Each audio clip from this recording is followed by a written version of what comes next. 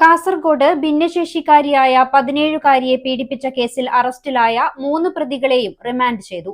കോട്ടിക്കുളം സ്വദേശി മുഹമ്മദ് സാലിഹ്, പെരുമ്പള സ്വദേശി KP ഷെരീഫ്, മൈലാട്ടി സ്വദേശി AT മുഹമ്മദ് നൌഷാദ് എന്നിവരെയാണ് ജയിലിലടച്ചത്.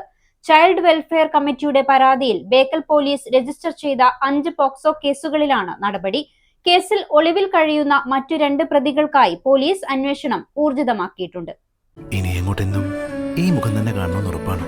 100%. 100 വർഷം സുമംഗലിയായിരിക്കട്ടെ.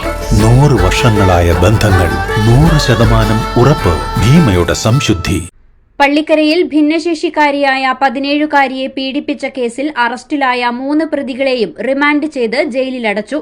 കോട്ടിക്കുളം റെയിൽവേ സ്റ്റേഷനു സമീപത്തെ മുഹമ്മദ് സാലിഹ്, പെരുമ്പള കോളിയടുക്കത്തെ KP ഷെരീഫ്, മൈലാട്ടി കൂട്ടപ്പുന്ന സ്വദേശിയും നിലവിൽ തച്ചങ്ങാട്ട് താമസക്കാരനുമായ AT മുഹമ്മദ് നൌഷാദ് എന്നിവരെയാണ് ബേക്കൽ പോലീസ് അറസ്റ്റ് ചെയ്ത് ജയിലിലടച്ചത്. പള്ളിക്കര പഞ്ചായത്തിൽ താമസിക്കുന്ന 17-കാരിയാണ് ക്രൂരമായ പീഡനത്തിന് ഇരയായത്. ചൈൽഡ് വെൽഫെയർ കമ്മിറ്റി നടത്തിയ കൌൺസിലിംഗിലാണ് പീഡന വിവരം പുറത്തുവരുന്നത്.